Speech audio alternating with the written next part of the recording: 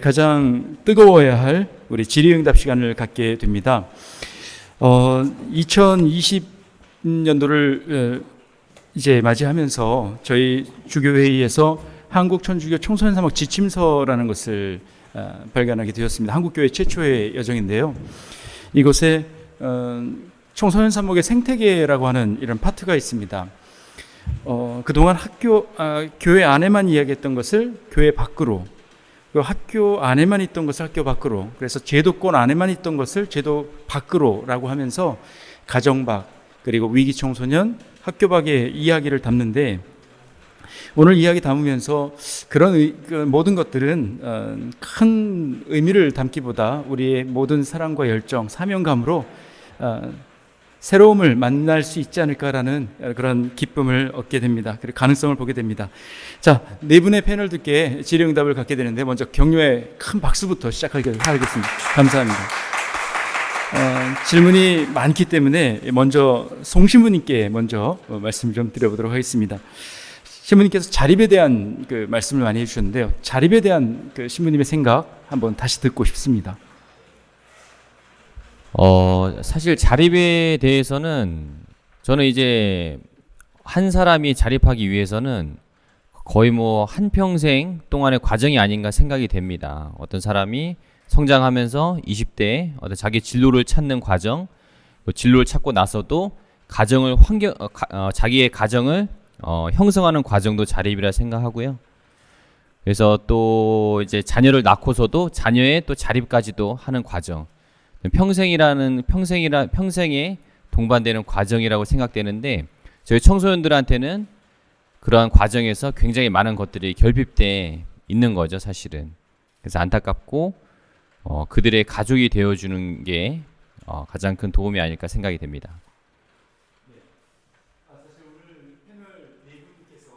그런데 세 분이 바로 인천교구에서 함께 하셨던 분입니다. 그래서 SNS로 질문이 왔습니다. 인천 지역처럼 체계적으로 위기 청소년들에 대한 지원 시스템을 마련할 수 있는 동력은 무엇입니까? 다른 교구에서 시작하려면 어떤 준비가 필요합니까? 라고 했을 때 홍 신부님께서 답글을 주셨습니다. 첫 번째, 청소년의 문제가 무엇인지에 대한 진지한 고찰이 있어야 됩니다. 그리고 좋은 협력자, 직원, 운영위원 등이 형성되는 것, 아마 TFT가 아닐까 합니다. 첫째라고 생각합니다. 두 번째는 당시엔 워낙 공적 서비스의 영역이 황무지한 수준이었습니다. 지금은 좀 갖춰진 상태이지요. 의미 있는 제안을 주무부서인 시, 군구, 의회에 끊임없이 제안을 해야 합니다. 세 번째, 저는 지역 언론에 많이 호소하였습니다. 알리고 여론을 만들어 나가는 것도 중요합니다. 이 정책을 만들어가고 실행하는 과정 안에서 여론에 대한 부분을 조성하고 형성하는 것, 이거 굉장히 중요한데 신부님께서 그러한 전략을 좀 마련해 주신 것 같습니다. 자, 그러면 끊임없이 SNS라든지 또 유튜브 실시간을 통해서 질문하실 것이 있다면 언제든지 말씀해 주시기를 부탁드리겠습니다. 자, 그러면 에녹 수녀님께 한번 말씀을 드리겠습니다. 대안거리 청소년들에 대한 이야기를 많이 해주셨고요. 또 이런 여러 가지 부분 안에서 우리의 가슴을 먹먹하게 만들어 주셨는데, 수녀님의 뜨거운 사랑 다시 한번 좀 한마디로 좀 표현해 주셨으면 좋겠습니다. 네.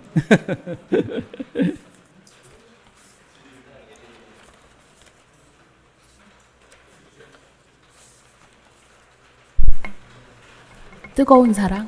네. 사실은 청소년들을 만나면서 제일 많이 부딪혔던 건 바로 그 사랑의 문제였던 것 같습니다. 제가 사랑이 부족하다라는 게 계속 청소년들을 만나면서 제가 부딪혀야 했던 문제들이고요.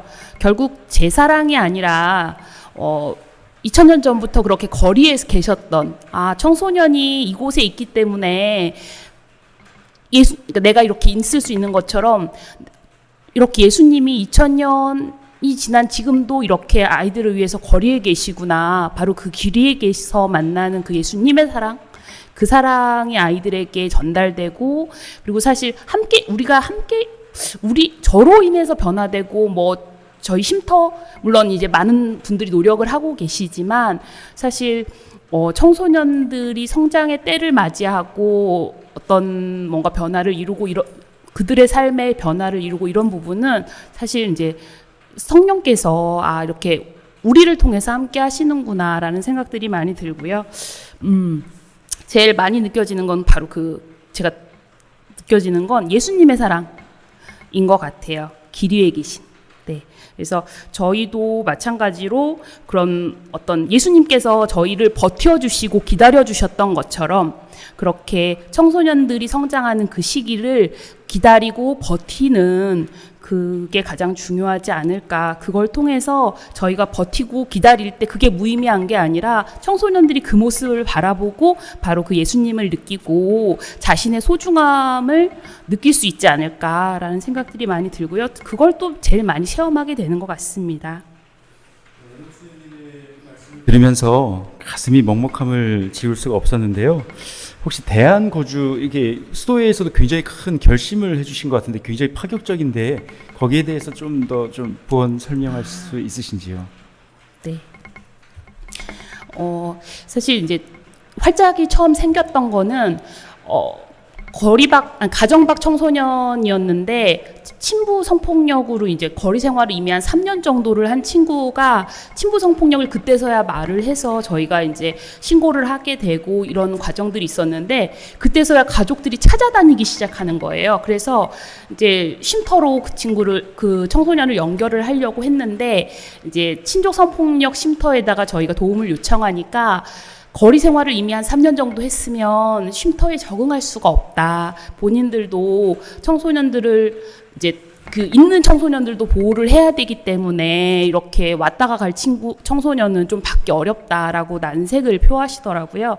그러면서 이 친구를 어떻게 데리고 있을 수 있을까라고 했을 때 이제 그때 수녀원에서 그럼 집을 이렇게 이제 말씀을 해주셨던 거고 그러면서 이제 그 친구로부터 이어져서 이렇게 청소년들을 보호하고 있는데 사실은 이제 저희의 목적은 저희가 이제 성가정이기 때문에 저희 수도의 어떤 영성이 성가정 부분이 크기 때문에 그래서 집다운 집 이라는 것, 청소년들이 정말 몸과 마음을 이곳에서 누릴 수 있었으면 좋겠다라는 부분에서 이제 시작을 했고, 사실은 계속 지금 이제 5, 6년이 되어가지만 계속 고민을 거듭하는 것 같아요. 그래서 사실 그 상황 속에서 수녀님 아이들과 일상에서 진짜 엄마와 딸이 싸우는 것처럼 싸우기도 하고요. 그 속에서 같이 또 화해를 하기도 하고, 때론 상처를 받기도 하고, 여러 가지 과정들을 거치게 되는데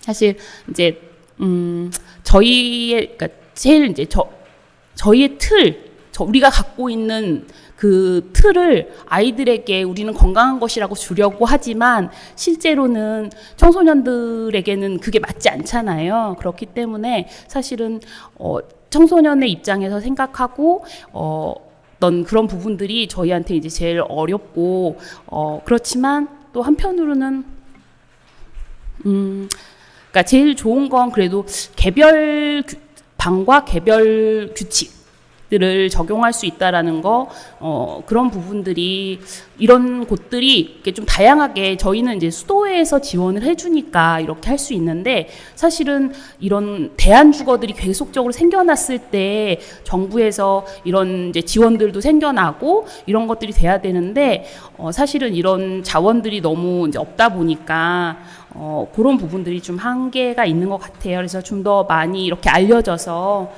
이런 것들이 많이 생겼으면 좋겠습니다. 네, 대안거주라는 개념을 또 새롭게 대안주거? 알게 됐습니다. 예, 대안주거. 예. 자, 이거는 좀 가벼운 질문이기도 하고요. 자, 은성재 신부님께 질문이 하나 왔습니다. 기승전 주교님 때문에 시작하셨다고 신부님 말씀해 주셨는데요. 아지트를 처음에 시작하셨을 때 그 마음에 대해서 질문이 들어왔습니다. 신부님 말씀. 네. 저는 그 전에 했던 일이 그러니까 2008년부터 2012년까지는 군종 사목을 했어요. 그래서 군인들, 장병들 이렇게 군 가족들 사목하고 또 2012년부터 2019년 1월 30일까지는 대학교 사목부라 그래서 서울에 있는 대학교를 다 맡았었어요. 그래서 특수 사목에 좀 오래 있었던 편이었고 계속 젊은 청년들 쪽을 많이 했던 거지요. 군인들도 장병들이 더 많아요. 절대 다수니까. 그래서 사실 2019년이 될 때 그 해에 대학생이 2000년생들이었어요. 그래서 저는 제가 아무리 생각해봐도 어떻게 내가 21세기 애들을 맞이하겠는가. 이제 7년 가까이 했고, 이제는 정말로 이 청소년국이라는 특수사목에서 좀 빠져서 이제 본당으로 갈 수 있으면 좋겠다라고 생각을 하고 2018년 11월 2일 날, 저는 정말 마음에 큰 결심을 하고서 이제 연수를 청하러 갔었는데, 제가 아까 잠깐 말씀드린 대로 연수는 안 주시고 버스를 주셨고, 제 생각과는 다르게 더 젊고 더 어린 대상들을 만나게 된 거예요. 그래서 이렇게 너무나 진지하게 제안을 해주셔서 할 수밖에 없었어요. 그리고 제 자신도 제 자신의 어떤 그런 개인적인 부분도 있었고요. 제가 군종 갈 때 그렇게 원망을 많이 했거든요. 내가 왜 군대를 또 가냐고 하면서 엄청 원망하고 살았던 기억이 나요. 그냥 하느님께서 개인적으로 저에게 너 다시 한번 내가 기회를 줄 테니까 너가 신앙인이라면, 가톨릭 신자라면 어떤 마음으로 답을 해야 될지 알지? 라고 하면서 다시 한번 저에게 뭔가 그때 그 과오를 면할 수 있는 기회를 주셨다는 생각이 들어서 고민을 한 일주일 정도 하고서 이제 열심히 하겠습니다. 그러고 답변을 드렸어요. 그래서 제 개인적인 어떤 과오들과 그다음에 어떤 또 하느님의 어떤 교회의 뜻이 있지 않았나라고 생각을 합니다. 네. 신부님, 주교님의 명령이 아니라면 앞으로 신부님의 결정이라면 앞으로 아지트에 몇 년 있고 싶으신지? 제 동기들은 다 이제 주임 나가고 있거든요. 근데 사실 뭐 그냥 그런 생각은 안 하고 있어요. 지금은 아무 생각 안 하고 있어요. 그냥 오로지 오늘과 내일만 생각해요. 그냥 정말로. 왜냐하면은 그런 생각들이 별로 도움도 될 것 같지도 않고, 또 제가 너무 좋아서 오래 있고 싶단들, 중요한 건 하나님의 뜻이라고 생각합니다. 그냥. 그래서 아무 생각 안 해요. 네, 주교님께서 흐뭇하게 아까 홍연을 신부님 한 25년 계셨다고 하는 거 그 정도 계신 것 같은데요. 네, 여기에 흐뭇한 웃고픈 미소를 보내주셨던 분이 송 신부님이신 듯합니다. 동기 신부님들은 다 지금 본당 신부님이실 텐데 신부님의 복잡한 마음을 한번 듣고 싶습니다. 사실은 저도 이제 어떠한 그냥 인간적인 마음으로는 이제 본당에 있는 동기 신부들 보면 좀 부러운 마음도 있고, 또 성당에서 가끔 제가 어린이 미사 가끔 이제 가서 할 때 있는데, 본당에 있는 어린이들 보면 제가 너무 행복한 거예요. 제 꿈이 어린이 미사 하는 게, 어린이 미사를 좀 많이 하는 게, 어린이들 엄청 좋아하거든요. 그래서 너무 행복해 보이고, 뭐 교리교사들 청년들과 같이 사모활동하는 게 너무 행복해 보이는데, 저는 이제 매일 출퇴근하면서 또 아이들 또 경찰서 문제 나면 경찰서 가서 애 데리고 오고 뭐 이러고 있는 거죠.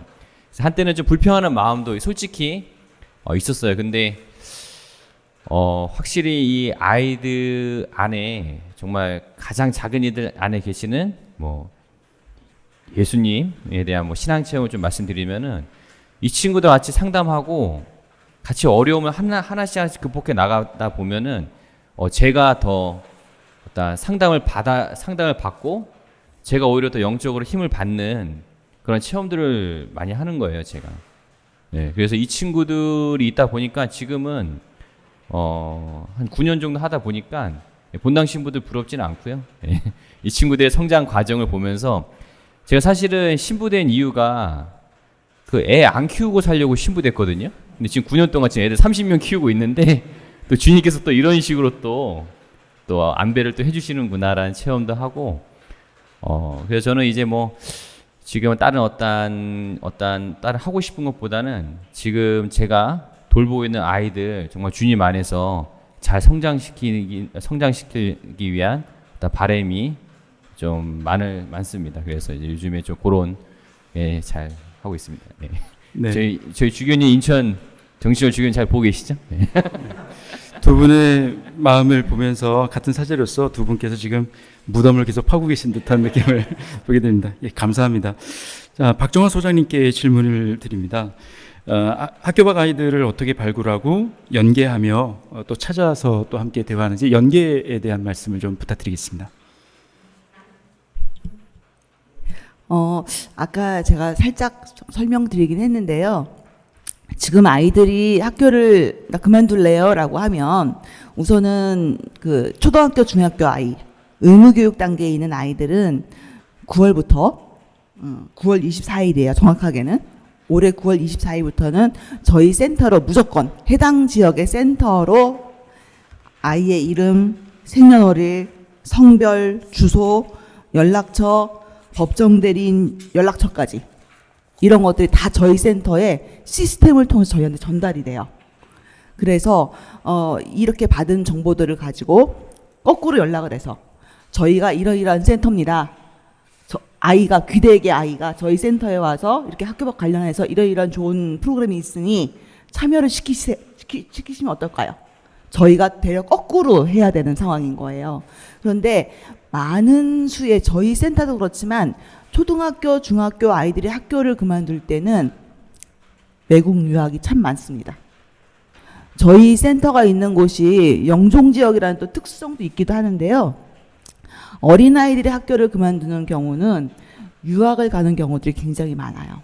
그리고 또 아예 학교를 보내지 않는 부모들 같은 경우에는 제도권 학교를 믿지 못하는 부모들도 굉장히 많아요. 그래서 홈스쿨링을 하기도 하고 학교 폭력에서 내 아이를 노출시킬 수는 없어 이런 부모들 많거든요. 그래서 그런 부모들이 알아서 우리 학교에 간섭하지 마 라고 아예 저희를 차단하는 경우들이 굉장히 많습니다.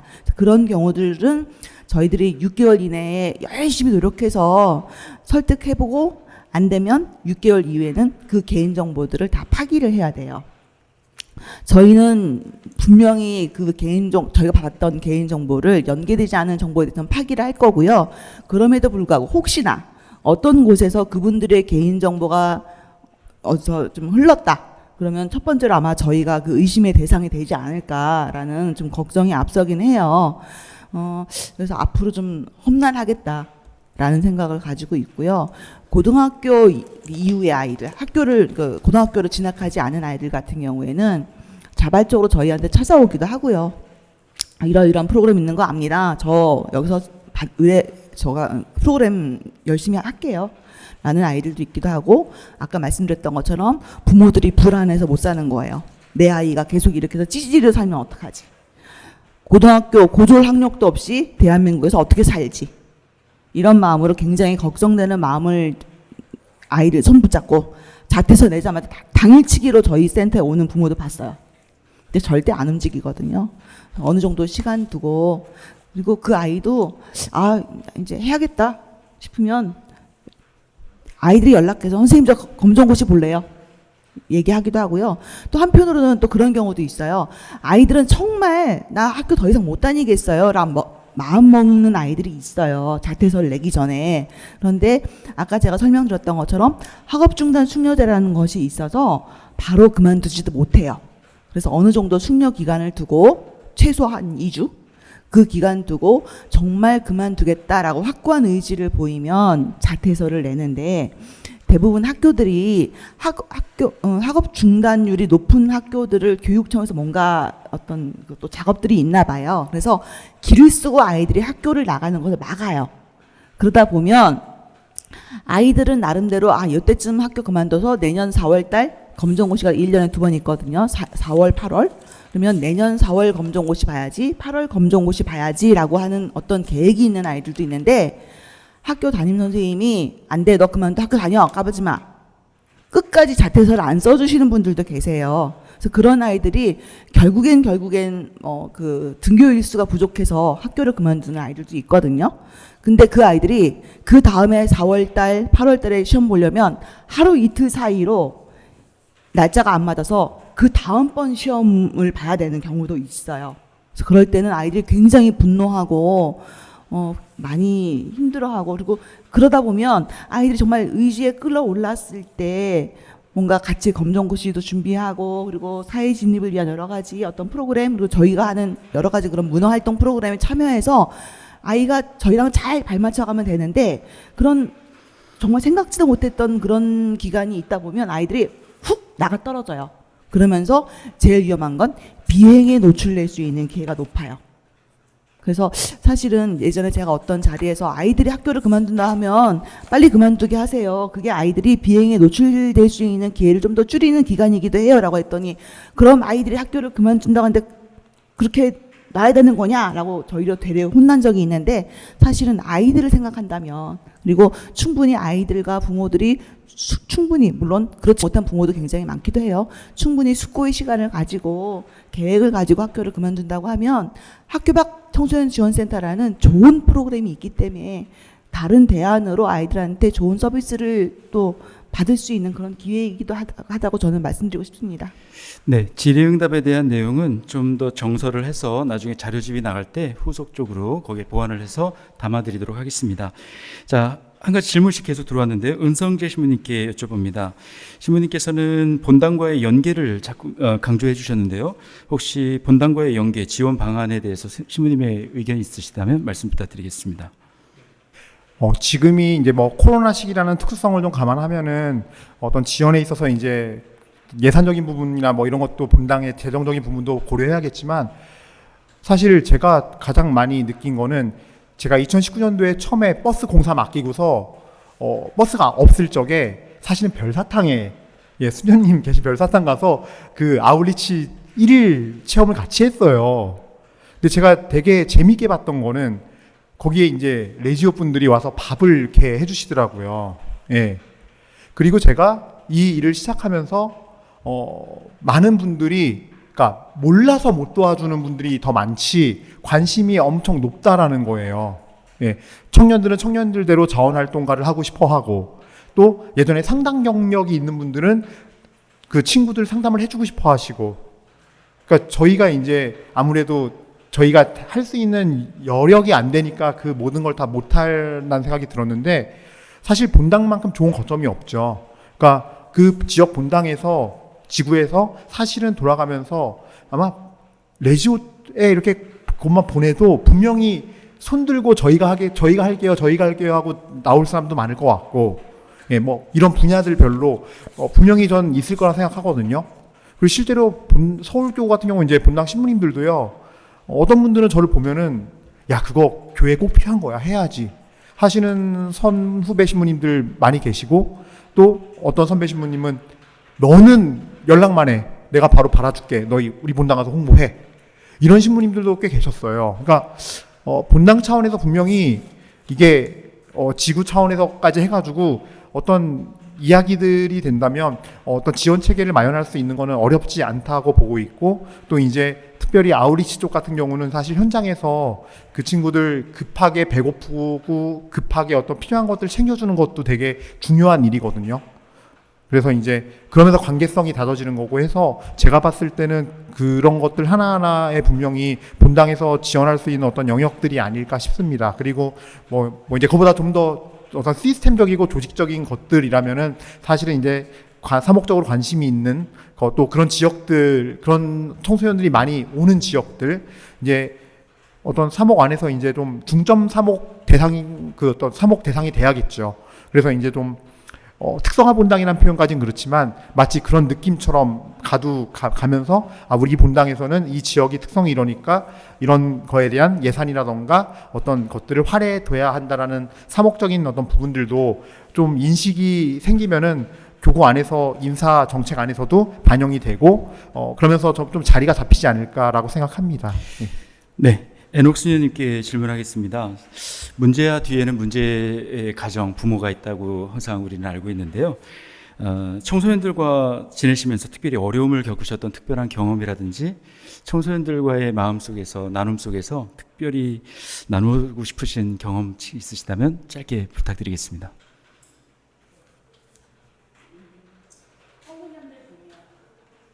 제가 만났던 청소년 중에 이제 저한테 배움을 줬던 청소년이 기억이 나는데요. 나누고 싶은데요.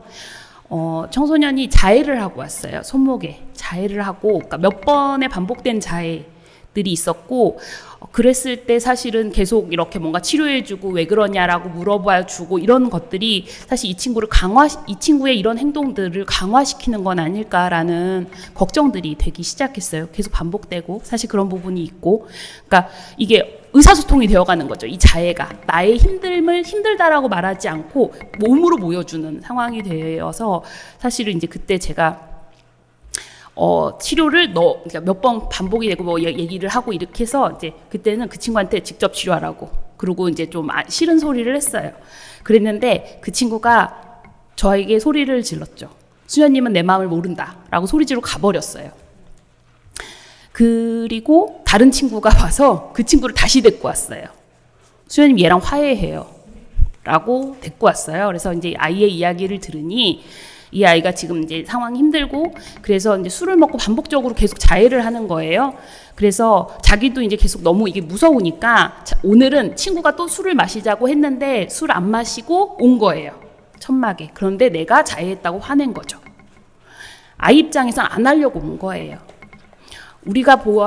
제가 보았을 때 또는 우리가 보았을 때 이것들이 어떤 잘못된 행동이라고 사실 그 시점에서 그것을 보지만 실제로 정말 그 아이의 입장에서 왜 이 친구가 이곳에 왔는지 그러니까 사실은 생각이 없어 보일 때도 뭐 그렇게 해서 보시는 분들도 있지만 사실은 아이들은 나름대로 오는 이유가 있고 이곳에서 하고 싶은 이야기들이 있고 그렇다라는 걸 제가 그때 내가 책에서 배운 지식으로 이 친구들을 평가하고 판단하고 그러는 것은 아니구나. 정말 청소년들의 마음으로 들어가서 그렇게 들을 수 있을 때 제가 청소년들과 함께 성장할 수 있고 그리고 이 친구들을 성장의 길로 함께 걸어갈 수 있겠구나라는 걸 저에게 가르쳐줘서 사실은 그 이후에는 청소년들에게 그렇게 다짜고짜 하지 않고 먼저 물어보게 되는 것 같아요. 그게 저에게 가장 기억에 남고요. 그렇습니다. 저의 생활은 맨날 이렇게 좌충우돌인 것 같아요. 네, 감사합니다. 송 신부님께 조금은 딱딱하고 무겁지만 신부님의 뜨거움으로 제안을 받고 싶습니다. 신부님께서 혹시 제안을 하셨거나 정말로 제안을 해보고 싶은 정책적인 그런 것이 있다면 무엇이 있을까 한번 신부님의 고견을 청해 보겠습니다. 네. 일단은 정책적인 거는 저는 거의 한 30가지 정도 지금 계속 이제 여성가족부라든지 뭐 저희 인천시 공무원분들이라든지 시의원들 만나서 제안을 하고 있습니다. 그래서 정책적인 게 다 이제 유기적으로 다 연계가 돼 있고 굉장히 좀 내용이 많아가지고 여기서 뭐 하나만 중요하다고 말씀드릴 수는 없고 중요한 거는 이제 나라의 관심과 또 우리 국민들의 관심이죠 사실은. 왜냐하면은 그래서 이제 아까 홍현우 신부님께서도 언론을 많이 이용해서 홍보를 많이 해서 그나마 이렇게 좀 갖춰지고 있다. 국민들이 알고 또 아까 전에 성당과 연계도 말씀하셨는데 어떤 본당 신자분들도 아동학대 사건이나 뭐 청소년들에 대해서 관심 많거든요. 근데 어디에다가 자기가 좀 도움을 줘야 될지 모르는 거예요. 그래서 그런 어떤 저희 홍보가 또 저희 아이들의 어떤 현황과 실태를 알리는 게 굉장히 중요하지 않을까. 하나 말씀드리면 제가 신부들 딱 1년 본당 있었거든요. 인천교육 연수성당인데 거기서 지금 제가 10년이 거의 9년 넘었는데도 지금까지 거기 신자분들이 저희 애들을 위해서 도움을 계속 주고 계세요. 예, 신자분들이. 근데 또 제가 성당에 가서 가끔 미사를 하게 되면은 신자분들이 전혀 모르고 있거든요. 우리 카톨릭에서 성직자 수도자들이 이렇게 하고는 전혀 모르고 있거든요. 근데 그런 고통받는 아이들을 위해서 굉장히 관심 갖고 기도하시는 분들이 굉장히 많아서 어디에 도움을 줄지 모르는 우리 교우분들도 굉장히 많고 또 나라 전체적으로도 잘 모르는 부분들이 많아서 일단은 홍보 또 교회분들 아니라 교회 외적으로도 또 언론을 통해서도 일단은 이렇게 지금 현장에 지금 이렇게 아주 비참하다 이 선진국 대한민국에서 지금 일어나고 있다라는 거를 알리는 게 가장 시급하지 않을까 그런 생각이 됩니다. 이상입니다. 네, 박정화 소장님께 질문하겠습니다. 그리고 송 신부님께 질문하겠습니다. 혹시 제안해 주신 그 정책과 앞으로 제안하고 싶은 것을 혹시 여태까지 뭘 하셨는지를 짤막하게 해서 저희에게 주시면 그걸 자료집에 좀 실을 수 있을까요? 예, 있습니다. 뭐 각 어떤 뭐 직원 관련 뭐 복지나 뭐 시설적으로나 뭐 여러 가지 정책적으로나 정리해가지고 예, 잘 정리해서 드리도록 하겠습니다. 네, 신부님의 고견을 또 담아서 저희 함께 좀 자료의 풍부함과 또 저희의 앞길을 열어주시면 좋겠습니다. 박정환 소장님께 청해 보겠습니다. 소장님을 뵈면서 찾아오는 청소년이 아니라 청소년들을 어떻게 찾아가는, 그리고 오타쿠 같은 우리 친구들을 어떻게 발굴하는가에 대한 굉장히 관심이 많으신데, 개인정보라든지 여러 가지 법적 한계 때문에 굉장히 고심이 많은 것으로 제가 읽혀졌습니다. 그래서 소장님은 현행 법과 현실 경계선에서 지금 굉장히 중간에 서 계신 분이라고 보이는데요. 그 딜레마에 대해서 한번 좀 말씀 청해 보겠습니다. 네, 사실은 초기에 청소년 상담복지센터는 얼마나 많은 아이들을 신규로 발굴해서 상담을 했나라는 걸로 평가를 냈어요. 그래서 해마다 몇 프로 이상씩 아이들 상담 숫자를 늘려서 나갔어야만 했어요. 상담의 질은 고사하고. 그렇게 여가부에서 평가를 하다 보니 끊임없이 계속해서 사례를 발굴하고, 그리고 한두 번 만난 아이들도 그냥 상담 케이스로 넣는 센터들도 간혹 있기도 했었어요. 근데 오히려 그런 것들이 더 고질병이 되어서 사실은 그 굉장히 센터에 대해서 부정적인 이미지로 보는 분들도 계시기도 하고, 사실 아직까지는 우리나라가 상담이라는 거에 대해서 굉장히 부정적인 그 시각이 많거든요. 상담 받으러 가요 하면 아이들도 사실은 학교에서도 어떤 처벌의 어떤 그런 걸, 징계의 어떤 수단으로 아이들이 약간 생각하는 것들이 있어서, 상담하면은 먼저 내가 뭘 잘못했는데 라고 하면서 굉장히 어려워하고 힘들어하고, 그리고 부모님들도 상담하면은 우리의 이상한 애 아니에요, 힘든 애 아니에요 라고 먼저 선부터 긋기 시작하세요. 근데 막상 상담을 받아보면, 그리고 아이들을 키울 때 어려움이나 이런 것들도 저희가 부모님들 대상으로 육아 코칭도 하거든요. 그러면 부모도 미처 몰랐던 그런 내용들을 일깨워주게 되고, 그리고 아이와 부모가 서로 간에 너무 잘한다고 해도 가족끼리도 모르는 부분 굉장히 많거든요. 기질이나 성향적으로 몰랐던 것들도 저희가 저희 센터에서 하는 사업 중에 하나긴 한데요. 가족 심리 검사라는 걸 해요. 그래서 그 가족 구성원들 모두한테 심리 검사를 하게 해서 전체가 모인 상태에서, 아까 제가 말씀드린 것처럼 이제 비대면으로 줌으로 해석 상담을 해줘요.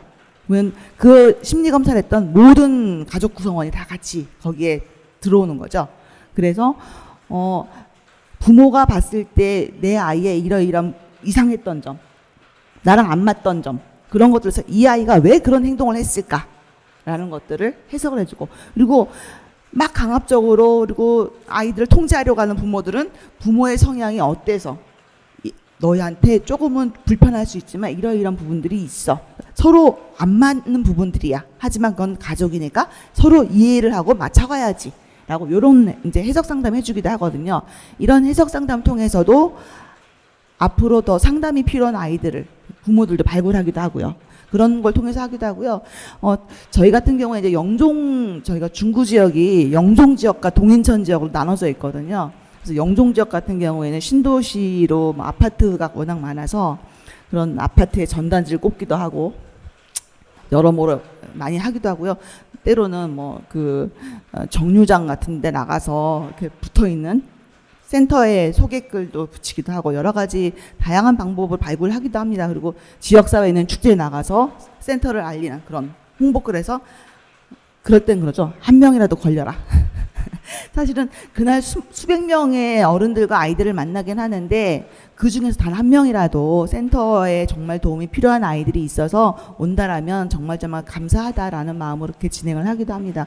근데 이렇게 굉장히 많은 수고를 하는데도 불구하고 사실은 아까 제가 2개 센터를 겸직하다 보니까 한 명당 25분이라는 그 시간 압박 때문에 막 빨리 진행해야 돼서 빨리 막 지나가면 했었거든요. 근데 저도 역시 겸직 소장이지만 월급은 한 군데서밖에 안 나와요. 그런 것처럼 사실은 청소년 상담복지센터에서 일하는 직원들, 그리고 청소년 지원센터에서 일하는 직원들, 사실은 부모 손도 못하는 아이들을 돌보는 직원들이거든요. 그런데 굉장히 처우가 열악해요. 굉장히 열악한 처우 상태에서 일을 하다 보니까 계속해서 힘들고 어려운 애들은 반복해서 돌아오고 하는데, 그러다 보면 소진되고, 사실은 처음에 사명감을 가지고 일했던 친구들이 똑같은 일을 하는 옆 센터는 우리 센터보다 한 몇십만 원씩 더 받는 거예요. 그러니까 나도 더 받는 데로 가야지.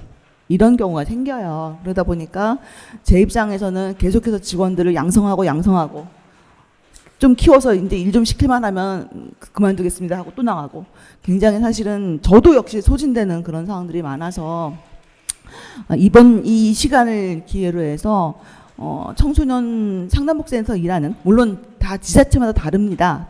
지역마다 다르기도 하고 편차가 있긴 하지만 사실은 인천이 좀 더 많이 열악하긴 해요. 그래서 이 기회를 빌어서 청소년 상담복지센터 종사자들의 처우 개선에 대한 부분도 같이 건의사항으로 좀 넣었으면 좋겠습니다. 네, 소장님께 제가 짧은 제 마음도 드리면요. 저도 주교회의에서 지금 일하고 있는지 한 14년째 봉사하는데요. 그냥 본당만 하는 신부하고 받는 건 똑같습니다. 내가 여기 왜 이렇게 왔다 갔다 해야 되는지. 그래서 제가 소장님께 이렇게 표현하고 있습니다. 소장님은 고위 평신도, 저는 하위 성직자입니다. 그러니까 그 마음으로, 뜨거운 마음 잊지 않으셨으면 좋겠고요. 마지막 질문 한 분 한 분에게 드리겠습니다. 사실 주제 발표를 해주신 홍현영 신부님께 감사드리면서 맨 마지막에 신부님께 영감을 주셨던 4가지 키워드에 대해서 들었는데 굉장히 제가 좀 감동을 받았습니다. 첫 번째 창조, 두 번째 리더십, 글로벌 네트워크, 네 번째 공동체. 특별히 신부님께서 이 코로나 시대에 위기는 기회고 기회는 위기인 것처럼 우리 가톨릭 교회의 광범위한 네트워크를 활용했으면 좋겠다라는 이런 비전을 던져주셨는데요. 4분 신부님께서, 또 수연님, 또 우리 소장님께서 이 판에서 그렇게 어려움에도 불구하고 이 판에 남아있을 수밖에 없는 영감을 주셨던 키워드 하나씩만 던져주시면 좋겠습니다. 누구부터 시작하는 거로? 자, 거꾸로 한번 해도 되겠습니까? 소장님부터 하나씩, 2개 좋습니다. 예. 키워드라는 딱 단어로 규정 짓기는 어렵고요. 제가 2006년부터 저희 재단에서 일을 하기 시작했습니다. 처음 중장기 쉼터 팀장으로 시작해서 저희 재단의 현재의 사무처 역할하는 사무국에서도 있었고요. 그리고 청소년 수련관에도 있었고요. 그러다 보니 이제 지금은 청소년 상담복지센터, 청소년 지원센터에서 일을 하고 있습니다. 제가 사실은 우리 재단에 들어오기 시작했던 것도 홍현웅 신부님이 계셨던 단기 쉼터에 제가 봉사자로 가면서부터 인연이 시작된 거였거든요. 그때 저는 장애인 복지관의 직원으로 일할 때였어요. 근데 그 쉼터에 있는 아이들을 볼 때에는 안타까움이었어요. 아픔. 그렇게 그곳에 모여서, 그때만 해도 쉼터도 굉장히 열악해서 주일에는 신부님하고 아이들을 미사하고 뭐 그냥 라면이나 끓여 드시고, 그래서 제가 그러면 주일날 제가 시간이 닿는 날이라도 가서 제가 밥을 해드릴게요 라고 하면서 시작된 인연이었거든요. 그게 2004년부터였는데, 그때 사실 많은 분들이 장애인 분들을 보면 안타까움, 연민, 그런 마음들을 많이 느끼세요. 그리고 그 장애인들 중에는 선천적인 장애인도 있기도 하고 후천적 장애인도 있는데, 그분들을 바라보는 시각들이 많은 연민의 시각이 많죠. 그런데 저는 오히려 그들한테서 어떤 그들의 기쁨이 있었거든요. 자기 자신들 안에서의 느껴지는 기쁨. 그런데 청소년 쉼터에서 만났던 아이들은 그런 기쁨이나 행복감은 전혀 찾아볼 수 없었어요.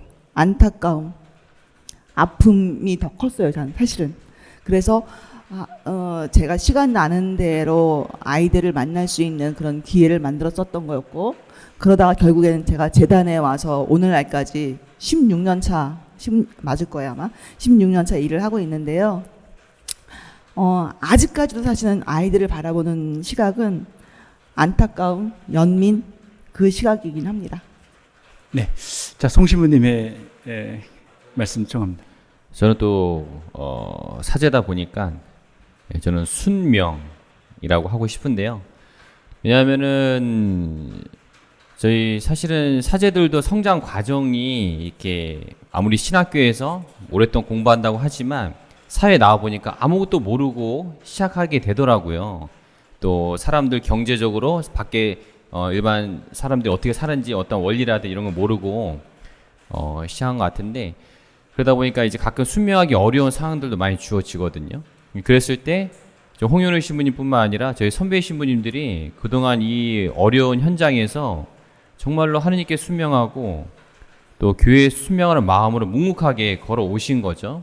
또 제 바로 위에 또 선배 신부님 구본영 신부님께서는 이 순명하시다가 먼저 하늘나라 가시기도 하셨고, 그런 모습 보면서 이제 후배 신부로서 그런 순명하는 마음은 바로 옆에서 또 배우게 되더라고요. 또 오랫동안에 또 이런 희생이 또 있었구나. 그러다 보니까 저도 가끔은 제 하고 싶은 대로 좀 이야기하고 싶고, 저도 뭐 좀 가끔 이렇게 좀 어려움이 있어도 그런 어떤 선배 신부님들의 그런 노력과 과정이 또 저에게 또 계속 어떤 큰 의미로 다가오는 것 같습니다. 그래서 저는 이제 순명, 또 순명하다 보니까 또 복이 또 옵니다. 또 체험도 많이 오고.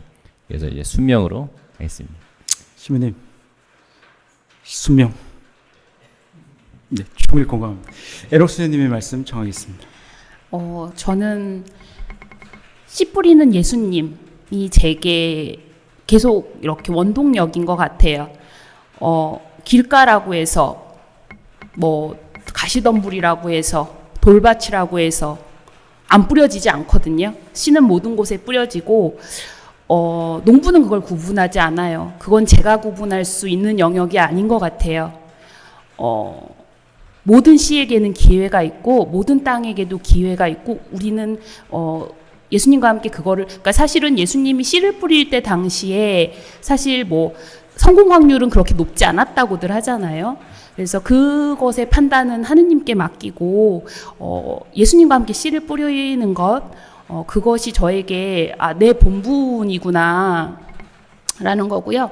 그리고 그러면서 하느님과의 협업, 그래서 저는 어차피 아이들이 이제 속을 많이 썩이죠. 저도 10년을 했는데, 그래서 실망할 때도 있고 속상할 때도 있는데, 그럴 때 제게 한 건, 하느님 내 자식이에요. 하느님 자식이지. 하느님 알아서 하세요. 라고 말씀을 드려요. 그러면 제 뜻대로 되는 게 아니라 하느님의 뜻대로 되어 가는 것 같아요. 그러니까 결국 열매는 아이들이 본인들의 삶으로 거두는 것이고, 그것은 제가 판단할 수 있는 영역이 아니라는 거, 그 부분들이 제가 계속 이렇게 묵묵하게 씨를 뿌릴 수 있는 그런 힘이 되는 것 같습니다. 감사합니다. 네, 은성재 신부님. 네, 저는 비빌 언덕이란 말을 이 키워드예요. 이 아지트에서 사목하면서는요. 그냥 우연히 어떤 저기 자원활동가 친구가 지금은 성남 아지트에서 일을 해요. 근데 그 친구가 그 오랫동안 자원활동을 하면서 자기가 항상 쓰는 표현이었대요. 비빌 언덕. 예. 그리고 청년 기관에서 일을 할 무렵에도 영상을 만들었을 때 거기에도 비빌 언덕이라는 표현을 썼는데, 그 얘기가 저 되게 마음에 와닿거든요. 그래서 청소년들이 어떤 일이 있었건 나중에 또 오더라도 그냥 정말 비빌 언덕이 되어줄 수 있는 그냥 한결같은 곳. 네. 그래서 왔을 때 너무 편안하게 기댈 수 있는 그런 곳이 되어야겠다. 그것이 예수님의 모습 아닐까. 네. 어떤 뭐 특별한 이벤트 이런 게 아니라 정말로 언제든지 왔을 때 언제든지 똑같고 한결같고 그냥 안길 수 있는 그런 곳. 그래서 저는 비빌 언덕이 저희의 키워드입니다. 네, 주제 발표를 해주신 홍윤영 신부님과 또 네 분의 패널 분들께 다시 한번 큰 박수 청해 주십시오.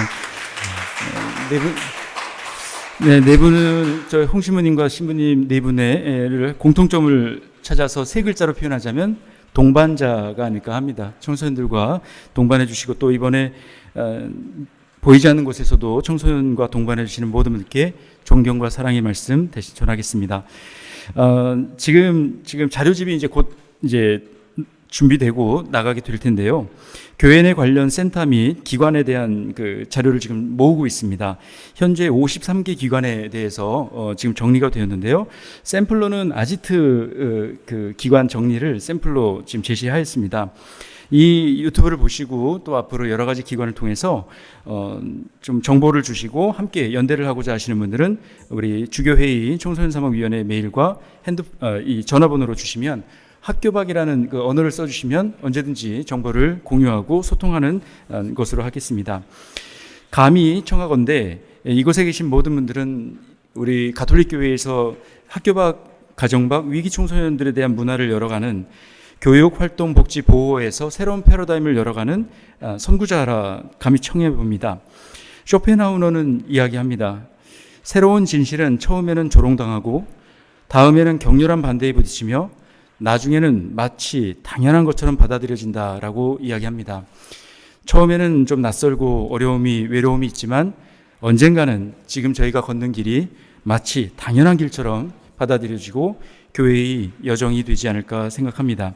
마침으로 우리 청소년들에게 또 우리 교회에 또 우리 하느님께서 주시는 참된 행복을 함께 저희 가슴속에 안기 위하여 마테오복음 5장 3절부터 11절까지의 말씀을 봉독하면서 마치고자 합니다. 행복하여라. 마음이 가난한 사람들, 하늘나라가 그들의 것이다. 행복하여라. 슬퍼하는 사람들, 그들은 위로를 받을 것이다. 행복하여라. 온유한 사람들, 그들은 땅을 차지할 것이다. 행복하여라. 의로움에 줄이고 목마른 사람들, 그들은 흡족해질 것이다. 행복하여라. 자비로운 사람들, 그들은 자비를 입을 것이다. 행복하여라. 마음이 깨끗한 사람들, 그들은 하느님을 볼 것이다. 행복하여라. 평화를 이루는 사람들, 그들은 하느님의 자녀라 불릴 것이다. 행복하여라. 의로움 때문에 박해를 받는 사람들, 하늘나라가 그들의 것이다. 사람들이 나 때문에 너희를 모욕하고 박해하며 너희를 거슬러 거짓으로 온갖 사악한 말을 하면 너희는 행복하다. 위원장 주교님의 마지막 말씀과 강복으로 마치도록 하겠습니다. 주교님을 청하겠습니다. 박수로 청하겠습니다. 예, 오늘 우리 가톨릭 학교박 네트워크라는 이름으로 처음으로 함께 세미나의 자리를 온라인으로 가졌습니다. 들으면서 먼저 우리 학교박 청소년 사목의 역사와 현황을 주제 발표해 주신 홍연웅 신부님께서 말씀을 잘 열어주셨고 또 네 분 패널 분들께서 현장의 목소리를 아주 또 재미있게 감동 있게 솔직하게 나눠주셔서 오늘 이 자리가 굉장히 우리 학교박 청소년 사목의 중요성과 필요성과 이런 것을 더 느낄 수 있는 그런 시간이 되었다고 보고 오늘 우리의 이 첫 발자국이 우리 사회, 우리 교회의 학교박 청소년들을 향한 관심과 사랑과 활동이 또 더 이렇게 퍼져나가고 널리 이렇게 사목이 번져 나갈 수 있도록 하는 그 첫걸음이 되었으리라 생각이 듭니다. 우리 홍연웅 신부님과 또 네 분의 패널들께 감사드리고 오늘 이 첫 번째 우리 학교박 가톨릭 네트워크 세미나를 사실 기획해 주시고 준비해 주시고 섭외해 주시고 1인 10역을 다 해주신 우리 현정수 분과장 신부님께 특별히 감사를 드립니다. 끝까지 오늘 이 자리에 온라인으로나마 함께해 주신 모든 분들께 감사드리고 마침 기도로는 영광성으로 함께 마치겠습니다. 성부와 성자와 성령의 이름으로 영광이 성부와 성자와 성령께 성부와 성자와 성령의 이름으로 아멘. 수고하셨습니다.